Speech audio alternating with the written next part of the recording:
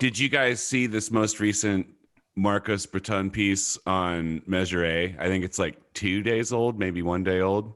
That So came good. out. Yeah, sure did.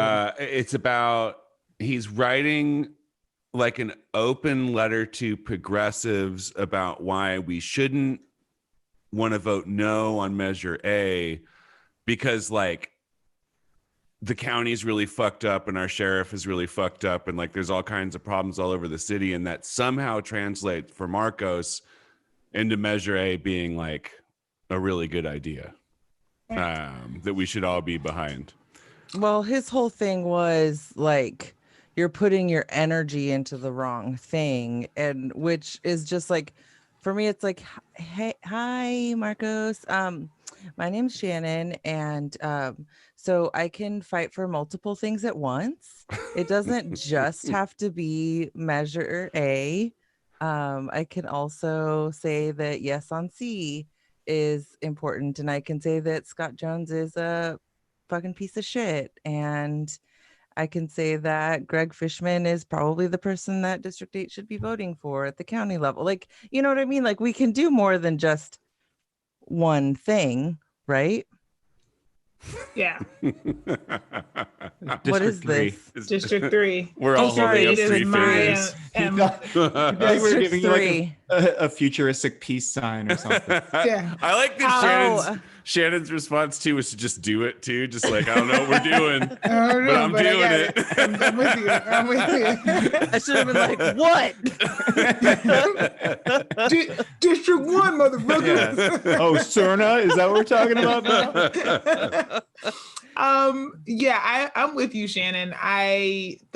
We can't like walk and chew gum at the same time argument is always makes me roll my eyes deeply into the top of my head, because I'm just like, listen, who is this geared to? Because the people's budget has taken on the entire like county, and we're taking on both budgets. Like, Decarcerate Sacramento has pushed back to be able to make sure that we don't have the jail expansion. Like, who exactly are you aiming this critique at?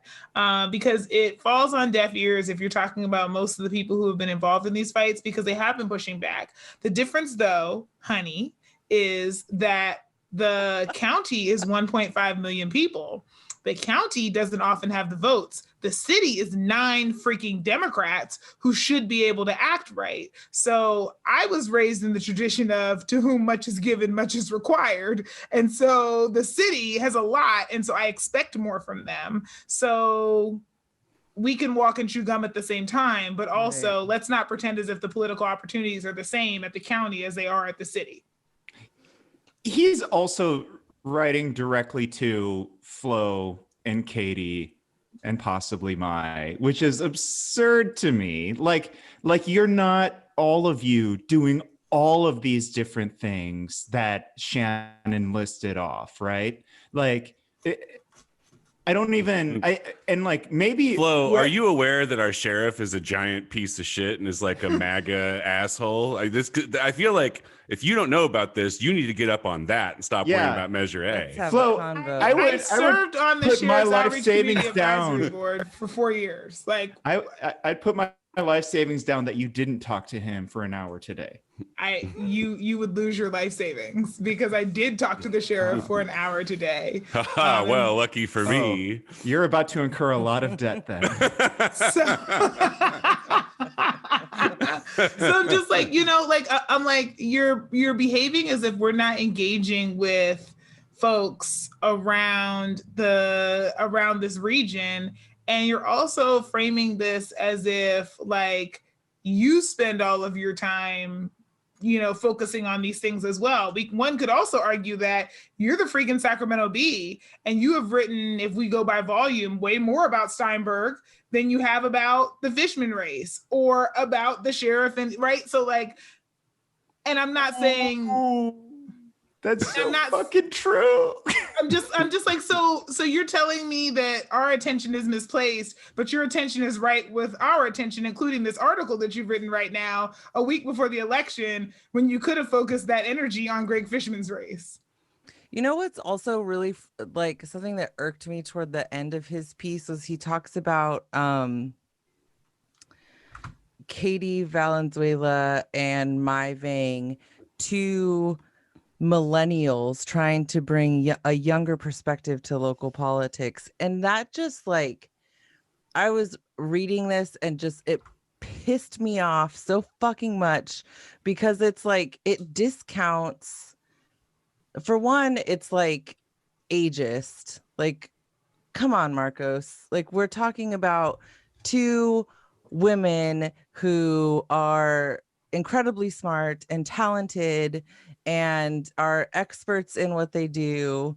And what they are doing is like potentially a younger perspective, but what they are trying to do is bring accountability and transparency to the communities that they serve. Like, it's not about, and I think that the way that was worded I think was that very, might be a younger perspective to somebody maybe like it is, Marcos and Baton and is God the point, though. damn it, if it is, shit. I feel like this article was the "you should smile more" of journalism. Absolutely. And I was just kind of like, really? Like, oh, we should smile more. Okay. But aside from that, I'm just kind of like, what was the point? And who was the target audience here?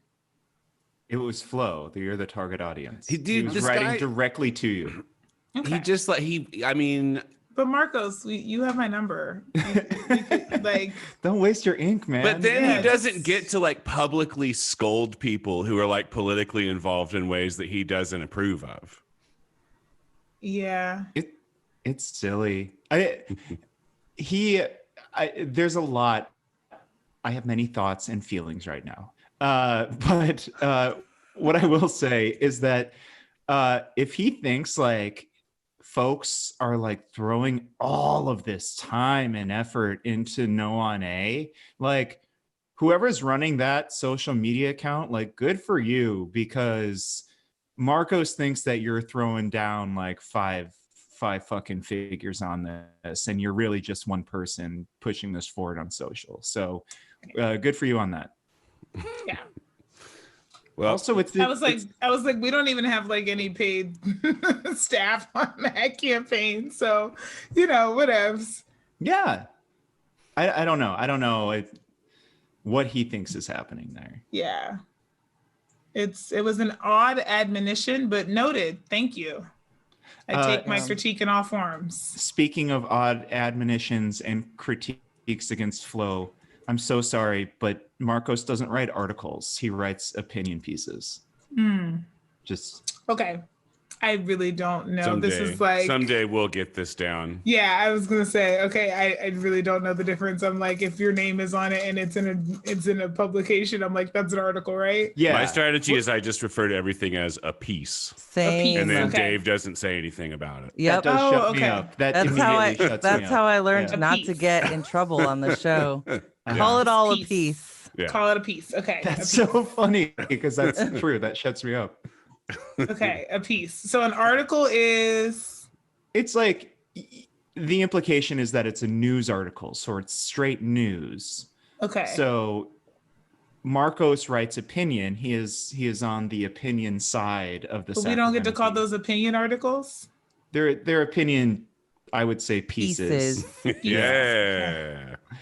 Or when you do it behind the name of the board, it's an editorial. I'm always super careful about articles because people don't understand the difference today. Like everyone on here does, but people don't understand the difference between opinion and straight news. And then they come at somebody being like, oh, nice journalism. Look at all the bias in this. And it's like, well, yeah, this is me making an argument. It's an opinion piece. That's fair. So Marcos is not considered to be a journalist? No, he's a journalist. Okay, because I'm like, that's why I'm like, his I'm existence confused. at the B. Mhm. So there are very separate spaces between the editorial board Sure. and the editorial and opinion side and the straight news side. They're very Right. different people. Right, like Teresa Clift is on the news side. Yeah. and Marcos is on the editorial side. Like, I get that there's that distinction. I just would call them all journalists and will refer to all the things they do as articles. I would just call it, like, if I had to describe the type of article, I would have said like an opinion article versus a news article. I think But for the I get layman, that. we need to start really drawing a line with these conversations because people don't understand the difference between a Marcos and a Teresa. Also, to confound it a little bit more, Marcos does write straight news if he's somebody who gets. He wrote. He was part of the byline on the piece about Nav the Gill. two. Yeah, Nav Gill, Yeah. right? So he Right. actually does go over on that side on occasion. Yeah. Anyway, Marcos, you were wrong about Measure A. Yeah, and That's speaking true. of pieces, this article is a fucking piece, my friend. Say that though. All right, I can we mean, do the show Marcos, you're now? entitled to your opinion, but I just think you're wrong. You're entitled to it, and you're paid very well for it. So we get to shit on it if we want to. Let's start the show. Which we do. Yeah, let's do the show then. Let's do it. Okay. Voices, the things they said. Voices, some from those dead. All the voices heard. Voices, things we say. Voices, they're in your head. All the voices heard. Hello, everyone. You have Kempa. And Skylar. And Shannon. And Flo. I love it. I love hearing all four of us together. It's only been like 3-4 episodes, but yeah. And it's about to be back to the three of you for like 3 episodes. Oh, Wait, when do we leave you again? Oh, I'm leaving you after you know. after this show Okay. for a couple. Oh, that's right. You're moving on to the 'Cause next today is plane the of 20th. existence, Yeah. Yeah. which is Gall- a gallbladderless. plane. Yeah. Hell yeah. Yeah. That's the jam. Very It's- exciting. it's Long overdue. just the thrill of my life. I'm excited for you. Like, I know there's a lot of other bullshit happening there, but like, oh my God. Yeah. There's something Happening. that's very exciting about knowing that I will never again have to text you off from the bathroom floor while I'm writhing in pain. If you ever miss Okay. it, you can. Like, Yeah, text me from the bathroom floor. Just Yeah. don't be writhing in pain when you do it. Okay, I'll just sit on the bathroom floor from time to time and text you all. mhm, Yeah. just like old times. Just be like, I hi, agree with that. just me from the bathroom floor. Hello from the bathroom floor. Oh, it always Come has on. to come back to a song. To Mm-hmm. Adele. Mm-hmm. Yeah, I love it. Well, enough of my singing. But why? No, that's So- enough. Oh, the musician of the show wants me to stop singing. Skylar wants Kimber to stop. No, let's get into some real things happening, right? I think for this episode, we're not going to talk too much about anything election necessarily. We've got, when the episode drops, it will be exactly a week before election day here in the US. As of this recording, across the country, we already have over 40% of the full voting numbers of 2016 have already voted.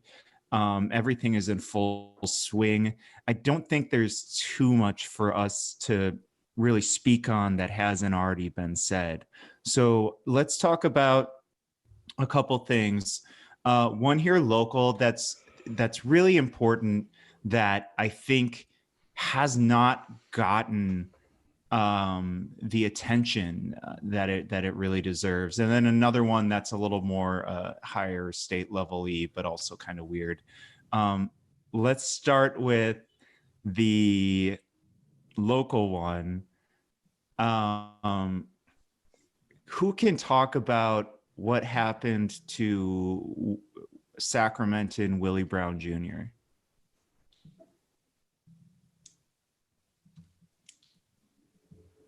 I suppose I can do that. Sure. I thought maybe someone else would be ready to talk. So Willie Brown Jr. was found, he's a father of 4, was found hanging from a basketball hoop.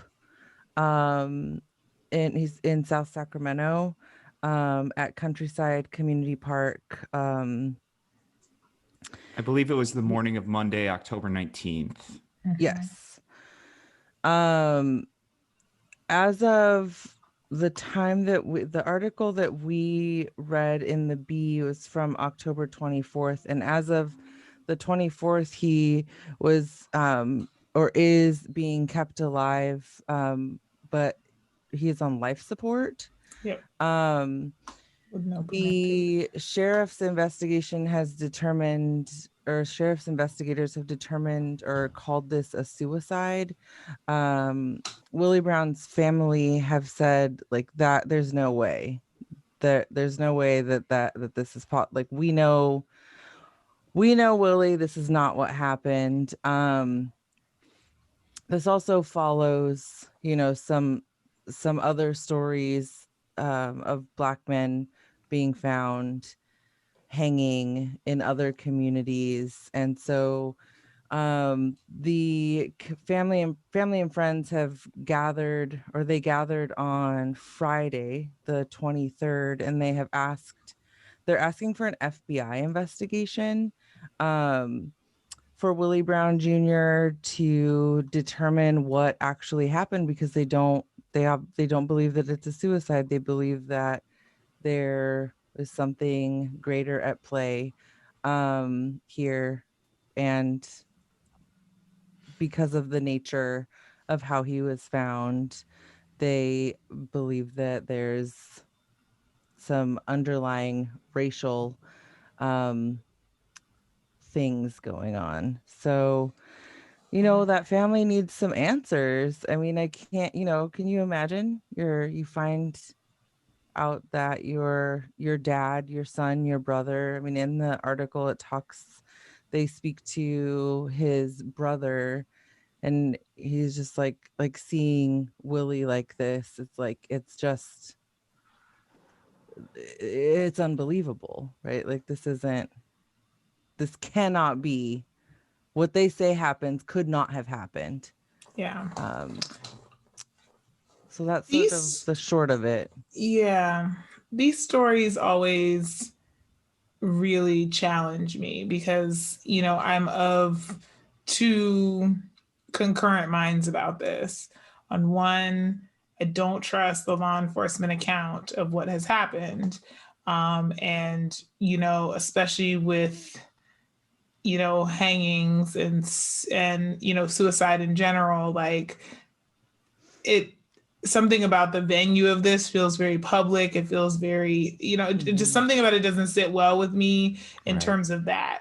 The other side of that, though, is that people struggle with their mental health. This year has been particularly hard.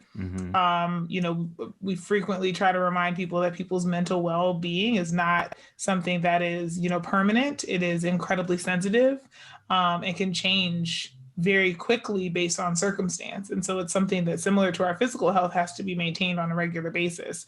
And so it's very common for people after a suicide attempt or a completed suicide for families to say, I just can't believe this. I didn't see any signs. I can't, right? And so there's a part of me that also wants to hold space for the fact that this could have been a person who was hurting and who, was in a very desperate situation and was, and so it's hard to hold those two, because I have to hold space for both possibilities to be true. And I really don't want to negate the the idea that mental health and that suicide is something that's happening. Because for one, like, Dave and I have a mutual like Nelper who's changed her, she works for, a children's advocacy organization, has changed her Twitter handle to "Youth Suicide is on the Rise," right? And this man was obviously 38, but I think it speaks to this year has been particularly bad for suicide attempts and for suicide completions.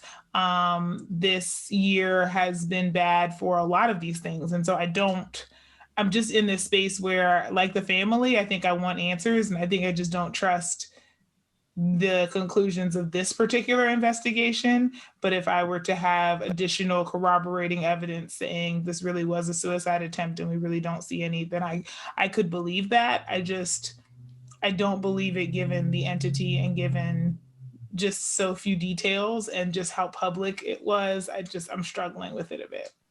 Yeah. To that point, and it's a line that I think we all have to sort of exist on, or two planes we have to exist on. Over the summer, we saw something like 2 men found hanging in California and 3 more in Texas and New York, right, during the time of the Floyd protests. Right. Yep. And it had us really asking a lot of questions and concerned, and is like, was there foul play? There's the knee-jerk part, I think, and I feel it too, of being like, I don't know, like that. Is that really the way somebody would do something like that? But one of the men who was found, a guy named Malcolm Hirsch, down in Southern California, I believe in Victorville. I don't know if that's Southern California. Yeah. His family was asking questions, but once police showed them some footage, they said, no, this was a suicide.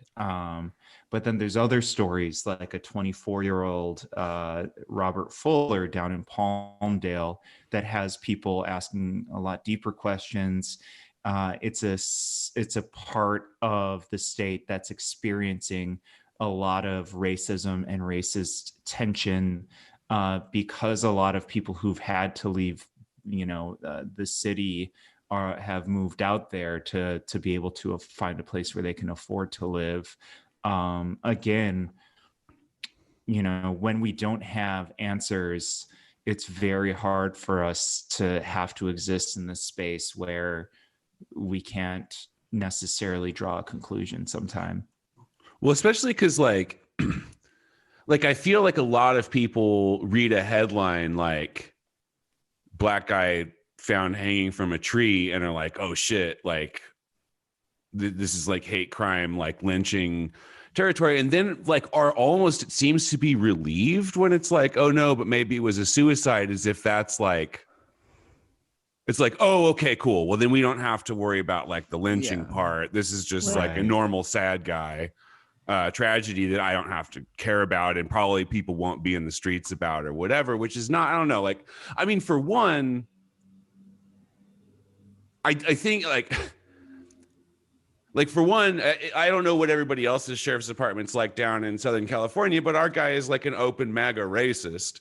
And so for like, we are in a period of time in culture here where race relations are at their most tense and volatile in maybe like 60 or 70 years or something in this country. Black guys all of a sudden are starting to show up hanging from trees. It is not at all fucking unreasonable to look at that and have a reaction like, yeah, like we're in some shit, like 100%, like that skepticism is warranted. And the skepticism of law enforcement for like correctly identifying these things as suicides versus hate crime is also completely warranted, because law enforcement has sided on the side of right-wing racist dickheads in every way that they can since the George Floyd things have been happening. So, I mean, this like you should be skeptical of what law enforcement is saying about this. The other side of that, though, is that it's not, if in fact that these are like suicides, it's not the time to be like, okay, cool, well then I don't have to worry about it. It's like, no. So the thing that you do then is yeah, you don't, yeah, we're not, this isn't a lynching, but this is a man who had a bunch, he's a father, has like this big family. 4 kids, yeah. He's a working man, has expressed, according to the article, had expressed to his mother, I think, some sentiment of like, I wish I could see my kids more, but I'm always working, kind of a thing. And if that did indeed lead this man to kill himself, then it is time to look at like his circumstances and what the things that, like the things surrounding him and the things that contributing to the parts of his life that make him feel like he wants to hang himself. Like we all as a society owe it to not just Willie Brown and his family, but to all the potential Willie Browns who are like in that community and the surrounding communities and our own communities like that. It's not, I guess what I'm trying to say is I feel like, I don't know, like a thing that I do a lot is like go online and read like, you know, internet comments and shit about stories like this to try and get like a grip on what people are saying about it. And there just seems to be like, to me, the sense of relief about like, oh, like, thank God these are just suicides. And it's like, no, that's not, you can't. Yeah. That's not how that works. Yeah, exactly. You know, a couple notes on kind of what you just said, and Flo, I think as a public health expert, you could speak a lot more on this, but I'm just trying to connect some dots that, you know, first of all, the law enforcement jurisdiction where this happened is not Sac PD. It is the Sacramento County Sheriff, yeah, which we have every reason to not trust them, what they do.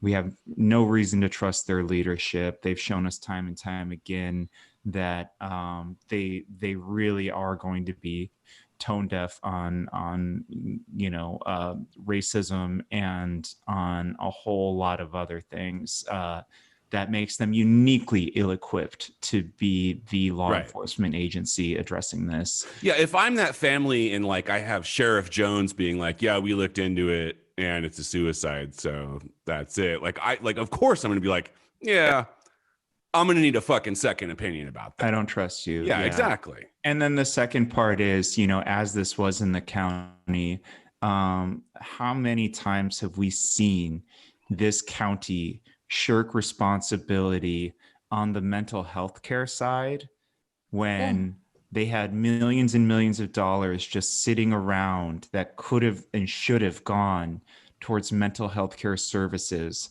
for Sacramento County residents during a time like this, during a time where so many people are at their mental health kind of just hanging by the final tendrils.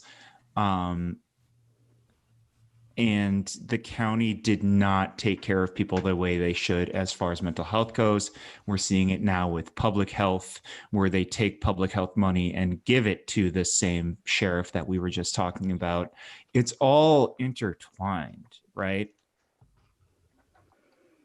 Yes, I think as a society, we're much more comfortable with direct causes and direct actions. So it's one of the reasons why we're very quick to want to punish people for like property crimes and things like that, but we're really slow to pay reparations, right? Because we don't want to look at root causes. We don't want to be able to look at indirect effects. We want to be able to draw a direct line that's immediate and recent between cause and effect. And that often allows us to overlook things like you mentioned, Dave, the fact that, you know, we have for over a decade have had the Mental Health Services Act funds, and Sacramento County was among many counties in the state. So thankfully this time we weren't alone, but who simply weren't spending that money and were just stockpiling it, despite the fact that there were major mental health needs within the county. And then it basically blew up and became a scandal. And so then, like, literally Daryl Steinberg and Toby Ewing, who is over the Mental Health Oversight Accountability Committee, had to come in and say to the county supervisors, here's how much money you have, because they were lying about it on the record, right? So, to Marcos's point, like, we've been paying attention to this stuff for a very long time. We are well aware. And I think that was against Marcos's point that maybe you're not aware that all of these things You don't have any clue. we have no clue that all of that took place. And yeah, and so that's a institutional neglect. So when we talk about that, that's what happened. And so the immediate aftermath of that may not be seen, but the institutional neglect that occurs has short and long-term consequences. And we're not as willing to look back at that and be able to say, oh, had we done this before, maybe some of these suicide deaths during COVID might not have happened because we would have invested and people would have been in a better position when a pandemic started, right? And so that's the unfortunate part about, how we capture things and what we're able to directly, to identify as cause and effect. And so lots of people will say, oh, that's kind of far-fetched, but it's really not. Because like, if you're already teetering on the edge and then a pandemic hits and you're, cut off from your social support and you lose your job and all these other things, it's enough to push you over the edge. And you wouldn't have been so close to the edge had somebody done something earlier. So I think that's the really important piece, Dave, is, like, being able to point that out, that some of these things happen because of things we didn't do before, in the same way that we're paying the costs right now in terms of, our unhoused folks because of lack of regulation on rent, plus our lack of mental health, plus our lack of substance abuse treatment, right? And the trifecta of all of those things that started when everybody on this Zoom were toddlers. Yeah. Or before. Yeah. So is there anything else I feel like we've covered this. Is there anything else we want to say about this story?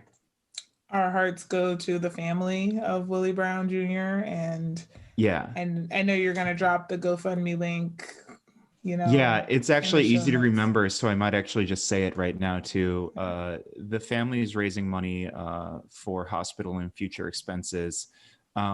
He's still alive. Things aren't looking great. I'm not sure if he is responsive or what the. They said no brain responsibility. That's a real. No. So that's not. So the GoFundMe is gofundme.com/f/Willie Brown. That's WILLIE Brown. They've pulled together a good amount of money, but also keep in mind he has 4 kids, and I think any little bit helps this family. And so if you can, please do give. And obviously it sucks to have a discussion like this when it's like there's no closure, there's no feeling of like we've reached an end of a conversation, because we still don't even know which direction this conversation should be going right now. And so that sort of makes it difficult, but it's just a really important story. I know other folks in Sacramento media are working on more here, and I'm really thankful they are, because it's a kind of a devastating story. Yeah, I mean, it's affecting that whole community, an entire family, 4 children. Yeah, it's just a tragedy, really horrible. So yeah. So I never know how to transition from a story like this, but I have to. So let's move on to a different topic now.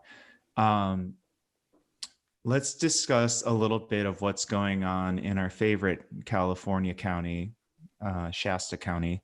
Our friends in Redding, California.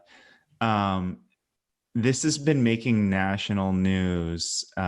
People are going absolutely just like apoplectic in this county over their public health officials' requests that they adhere to COVID-19 sort of quote unquote mandates, that they do proper social distancing. They're up there claiming that like this is tyranny. This is tyranny, and it's time to fight back. Well, not only are they going apoplectic, but they're just disregarding the orders and opening up, and with the attitude of like, come in and arrest me then. Like, I mean, I have guns. We'll see how it goes. The quote, one of the quotes from the article that we read from the Bee is, well, let's have somebody like give the background on it. Oh yeah. Okay. So essentially, you know, many of these counties have some of the highest rates of COVID. In particular, Shasta has the highest per capita rate or one of them in the state. And so they are really upset that there are these regulations around them being able to open up. And in particular, they feel like it's going to kill business.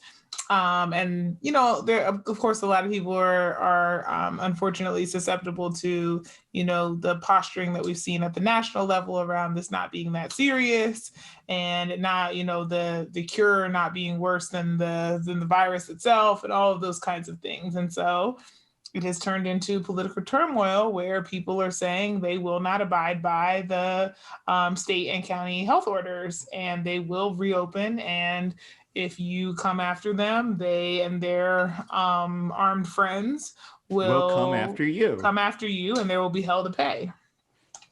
And it's a little bit terrifying, but also very much the beginning of the Civil War. So this is like, these State of Jefferson folks, though, are like, they've been around. They're not new. They're just loud right now. But like, this is this is an old group, right? Of like fucking hucklebuck dumb fucks who like think paying taxes is tyranny. And you have to make a hucklebuck dumb fuck sticker now.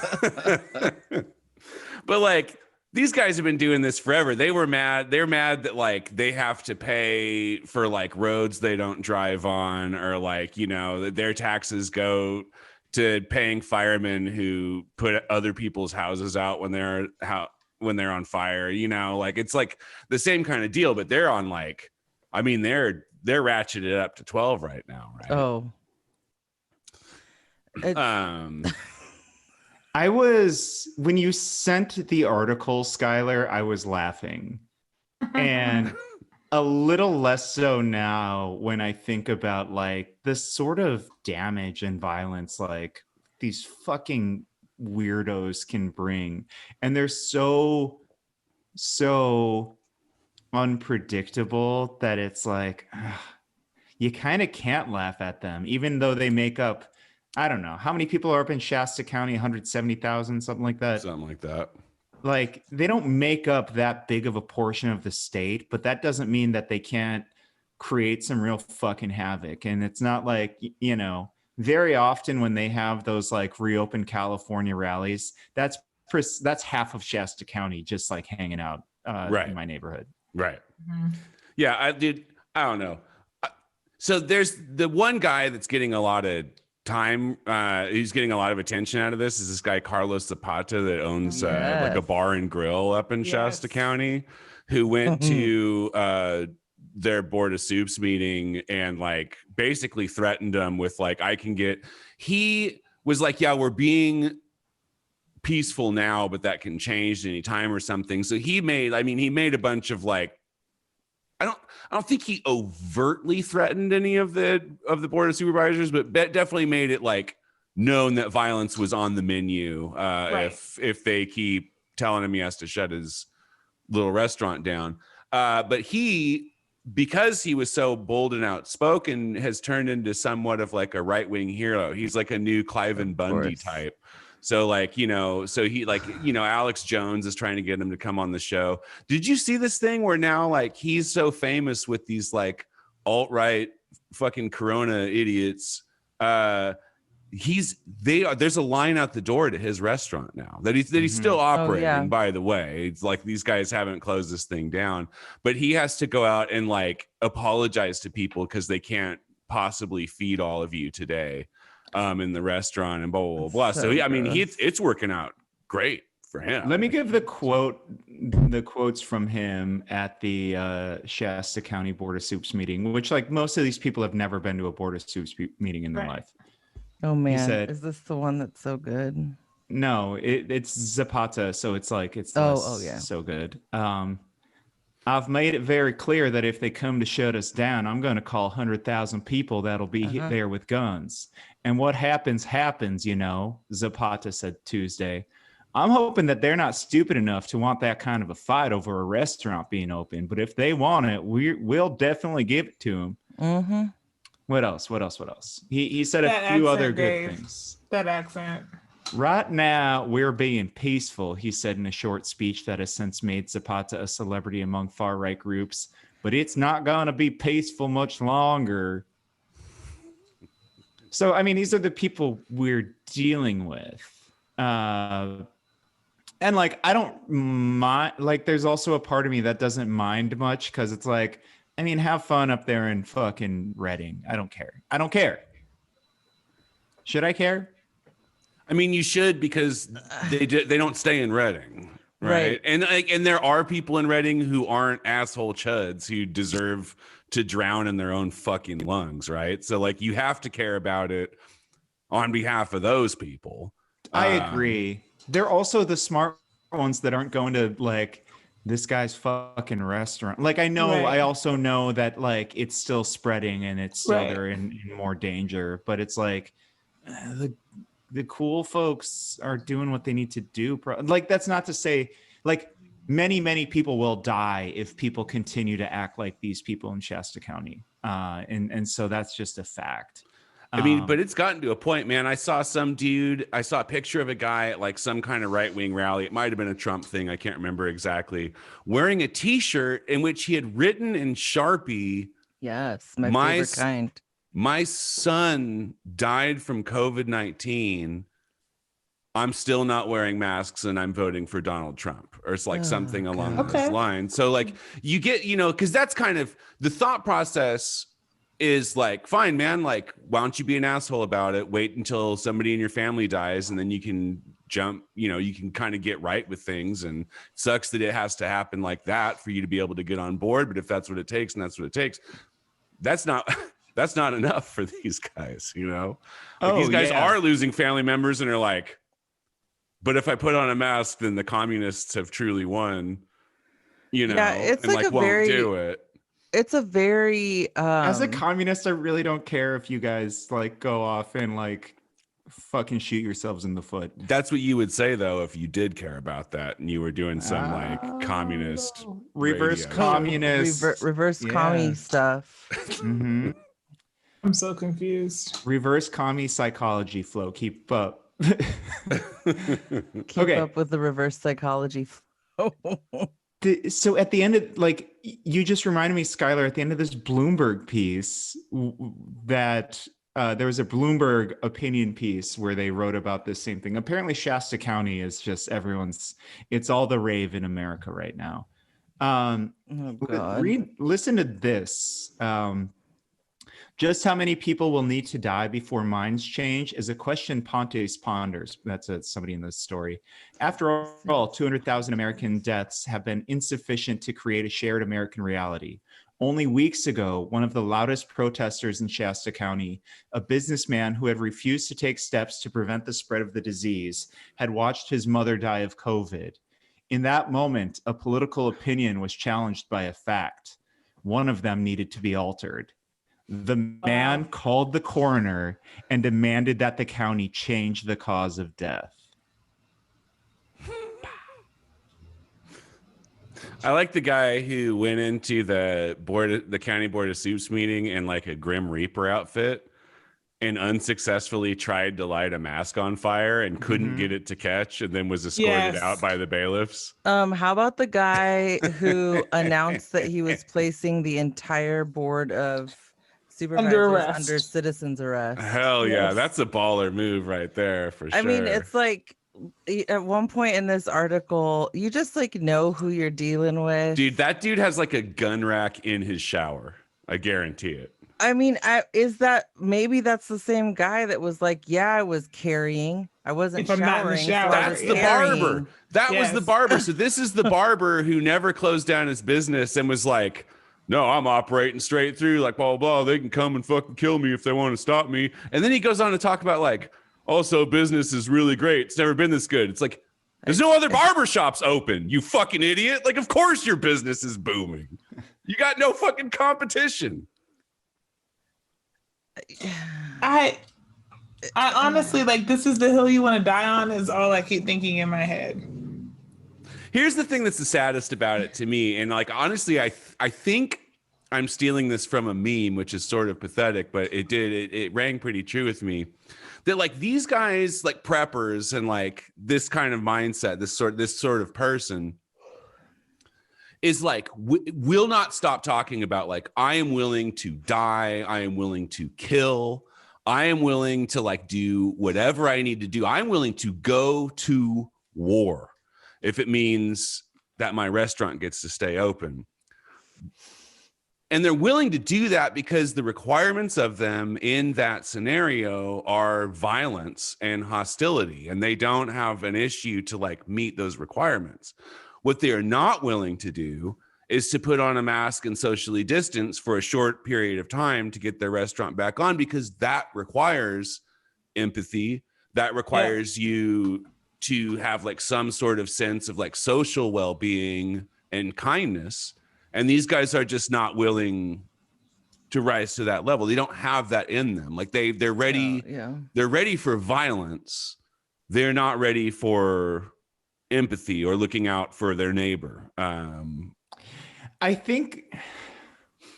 I do think it might go like, I think they have quote unquote empathy if like you're hanging out with them at a bar or something, which we can't do. But like, I mean, you could if you were in Shasta County. I think they are existing under a separate set of givens than we are. They legitimately believe that COVID is not a thing. They legitimately believe that the government is trying to impose tyranny over them through this fake, what is it? What's pandemic? Right, Like, pandemic. that's where their minds are at. And Redding is the largest county in the state that they don't put fluoride in the water because a bunch of conspiracy nuts got together and were successfully able to like force the government to stop. I love that. I love that. So we should have opened up a dental shop up there. We should have. Yeah. Dude, these fucking guys don't go to the dentist. Yeah, they're probably like, fuck the dentist. I don't need a Dude, dentist. if you go to this guy's bar and grill right now, there's probably like 15 teeth in the whole fucking place. They don't go to the dentist until things get bad, but then they have to go. And then that's when you rake up the cash. Yeah.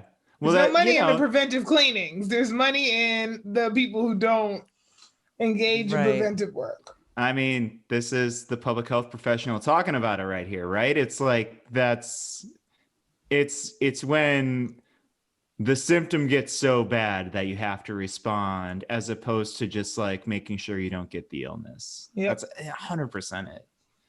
But way to go, Shasta County, and just like really acting out the caricature, like, yeah, really way to be awesome. We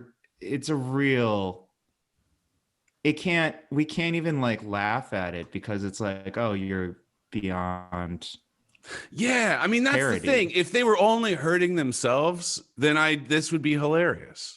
But they're not, and that's why it is. Right. I mean, they're the ones who are driving down and coming to the Capitol and standing around with no masks on and going into the wherever the fuck they're going into and refusing to wear their mask. And it's like it's like a teenager at a coffee shop telling them like, please put your mask on. And they're just like, I'm not going to put my mask on. Right. It's those assholes. They come back in with an AR. Right. Yeah. And it's just, these are people who like, they experience joy at when other people are miserable. So they don't even like thinking about wearing a mask is like, why would I do that?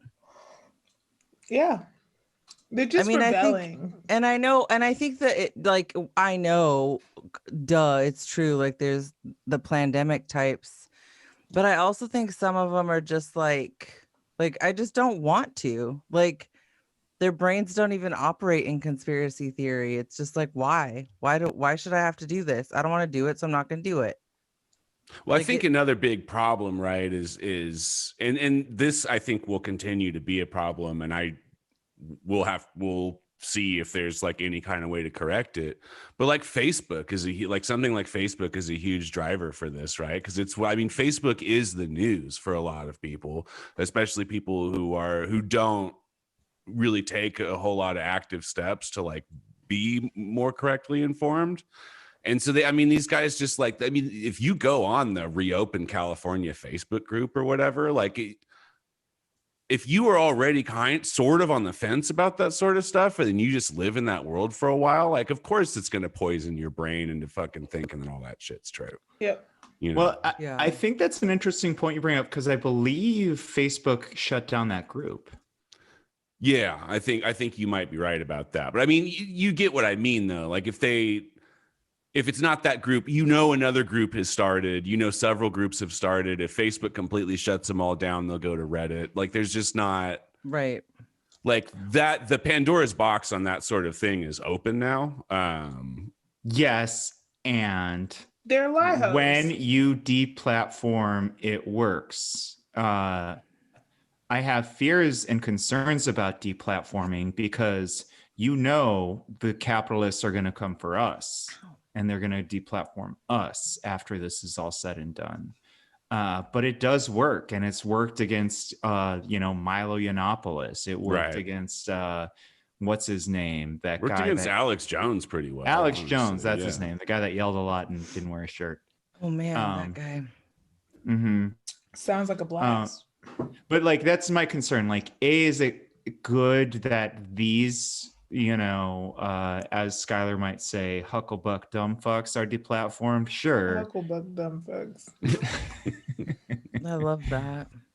Lie hoes. Lie hoes. Yes. Low information, high opinion. Yep.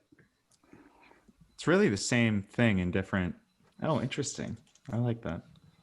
Well, guys, He's in that even writing vein, it down.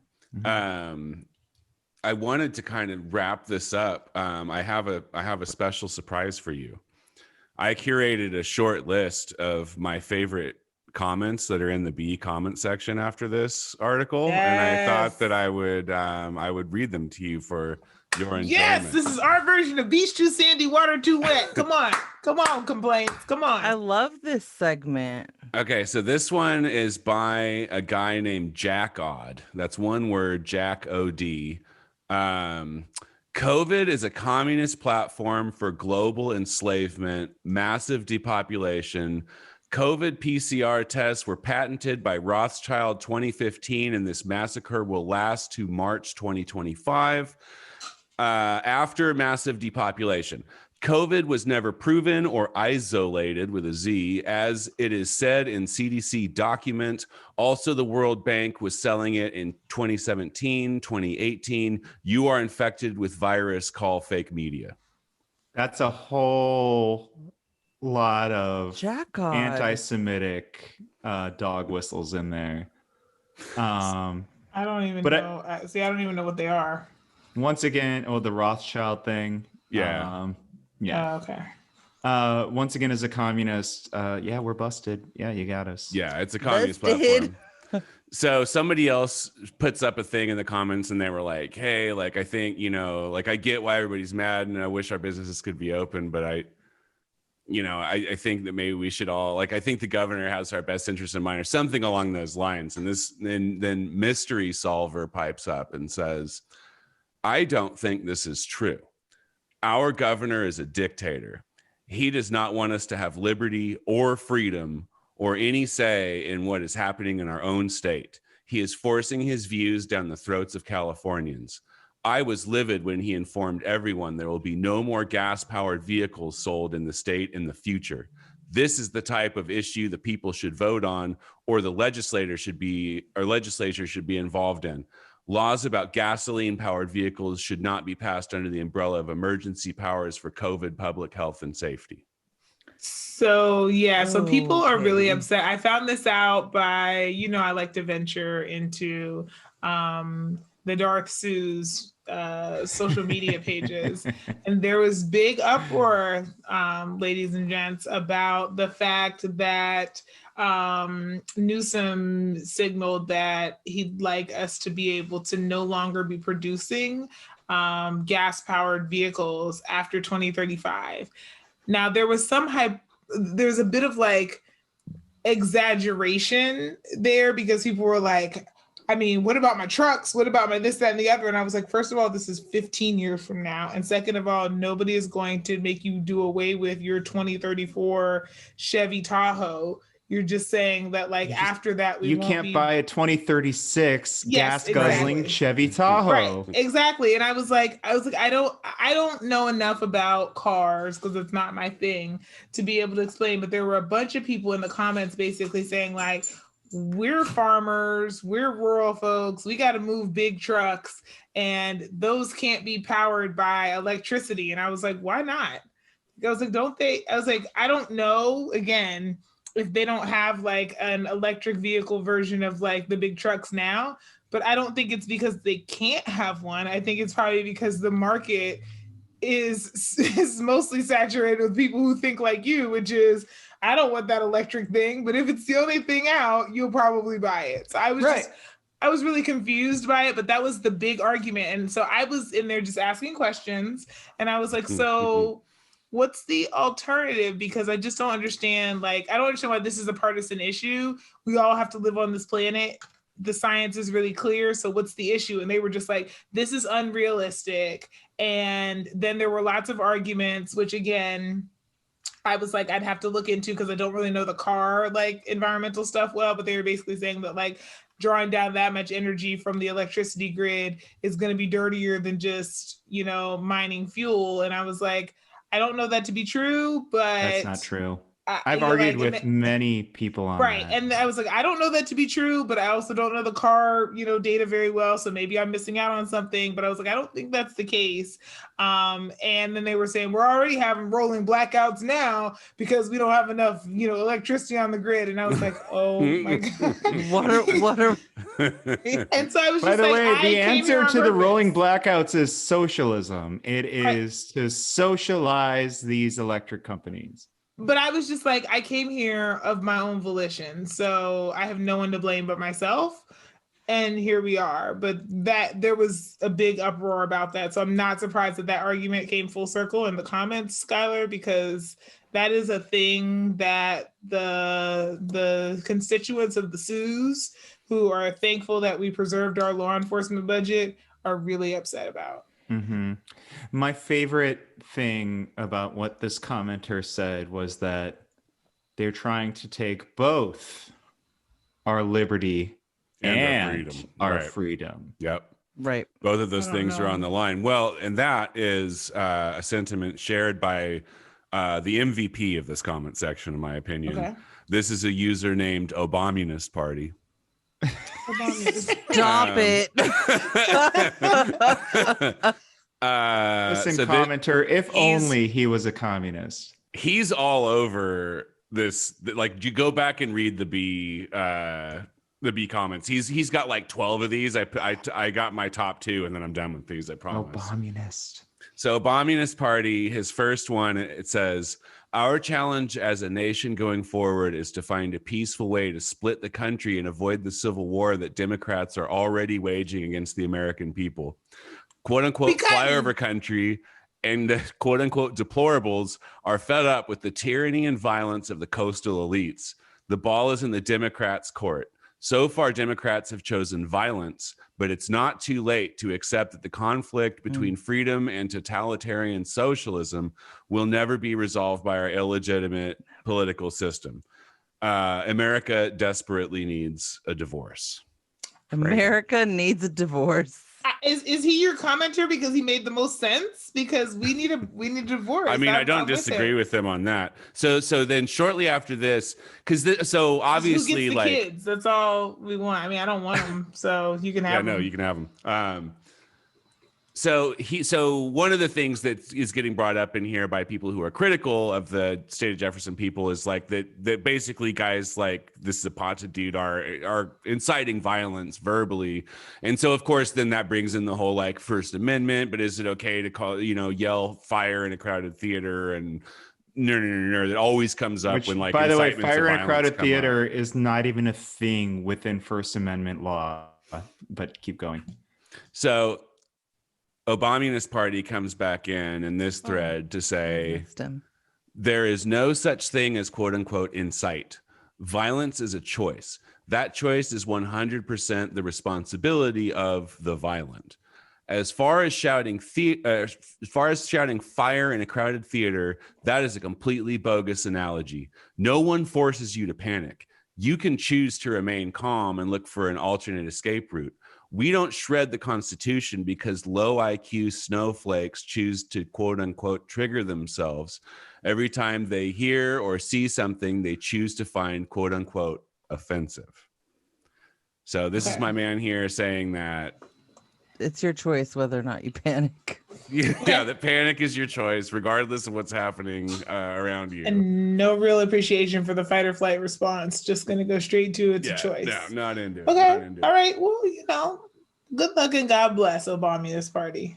Obamunist Party. Oh, dude, I can't. honestly, go find this article. Just Obamunist Party is all over it. It's wonderful. I loved it. Can we start this party? Yeah. The Obamunist just- Party.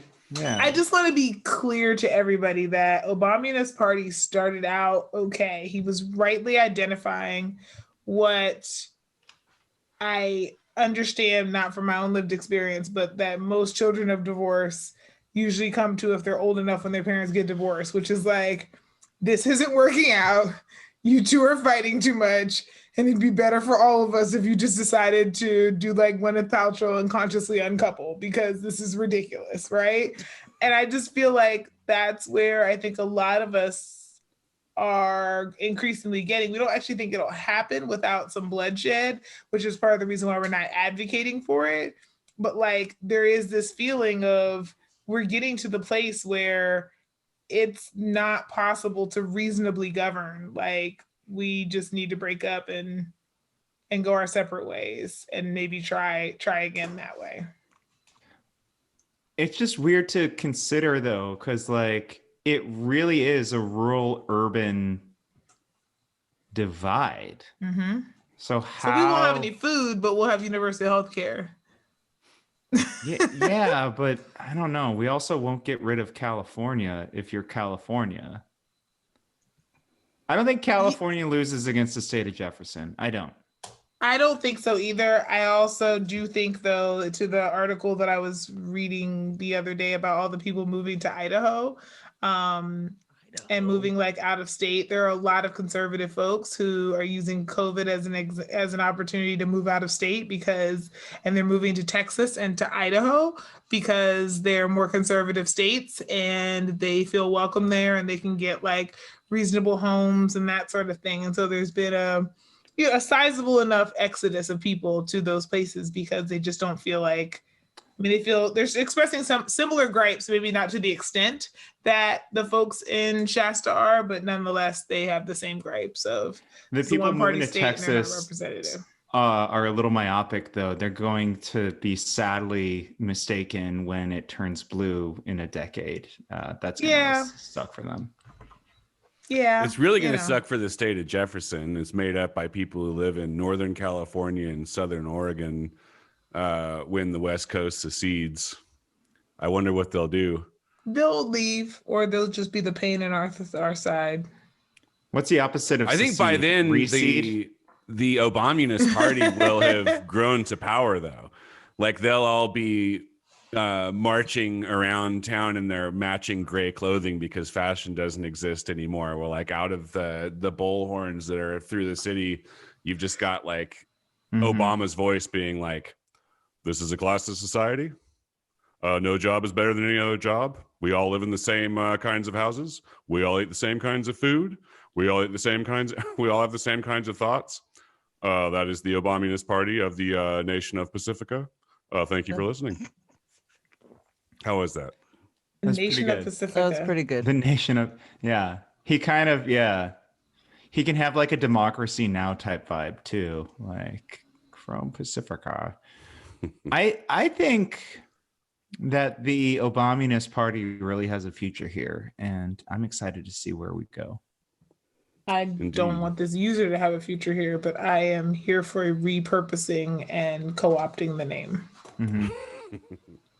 Well, I mean, so obviously, as I've just demonstrated, the SACB's comment section is Lovely. a prolific mine for the most perfect takes that one can possibly find. So my challenge to you now, and this is sort of pointed at Dave, can you tell me? You tell me if you think that there's another place with even more perfect takes.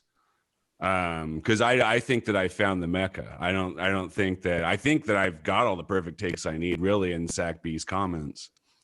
But I would love for you to prove me wrong. Wow. That's a big one. Let me I take feel a the moment press. to reflect. Feel the pressure. But I agree. I mean, that the B really is a beautiful place, just for that reason, and it's Right. one of the bastions of public discourse is the comment section of the articles at the B. Yeah. But there might be a better place, a cleaner place, a place where every take is pristine and perfect and new. And that place, in my experience, has been voicesrivercity.com. Voicesrivercity.com has been around for about 3 years. Started out with news and arts coverage, lots of truth to power essays. We've got some more coming up in the future, actually. And then, of course, there is the SAC Follows the Money project, which shows you all of the shitty people giving money to our local politicians, which is good, important work. Our most recent iteration has been the podcast. Those of you who are listening know, we care deeply about the podcast. We care deeply about all of the same principles that Voices River City started on. We are on social. We are on Twitter and Instagram at Voices River City. Follow the Instagram. It's funny as hell. Skylar runs that one. We're on Facebook, Voices River City. We are at YouTube. You can watch our little faces during every episode. And we're getting There's a following some there, spicy which is kind of comments fun. in that one too. That's always fun to watch. Yeah, we get comments. the spicy YouTube comments for sure. Yeah. Oh, do we? I gotta, yeah. I they really got can to start be. reading them. Someone professed their love to me once. Oh, Ooh. Not I'm here like, for it. not humping love, but like the love. It was humping love. like- There's only one kind of love, Shannon. In Right. internet Like comments. breakfast love? What kind of love are you talking about? just Yeah. like I really love Shannon so much. Not like, Sounds a little humpy. Yeah, I yeah. don't know. all right, Yeah. get at me. I'm gonna give you my Twitter handle later. I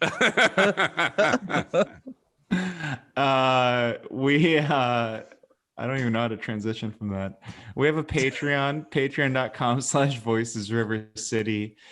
You can go as low as $5 a month. And like this stuff really helps keep us going. And I don't know, like there's like a whole lot of people who've been supporting us. And it's like, it just blows my mind every day. Skylar and I owe everyone from September and October limericks. We're still working on them. But I got to tell you, the ones we've written so far, brilliant fucking limericks. And I can't wait to share each and every one of them with you. What else? I am on Twitter at Kempa, YUKNOWKEMPA. You can find me at Guillotine for You. That's Guillotine, the number 4 YOU. I am Shan N.D. Stevens, and I don't want to hump anyone but my husband. Send those hogs. And I am Flojaune, Flojaune. All right. Well, that's the deal. If you're still listening to this, thank you. Thank you for supporting the show and listening to us espouse these perfect takes time after time after time. Yeah, it's important to us that you know that we appreciate you and that we love you and that we want you to stay safe. Stay sane. Stay healthy. And stay the fuck away from me. Especially if Good you're night, from everyone. Shasta County. Oh my gosh, Shasta County. Don't even identify yourself and then turn around.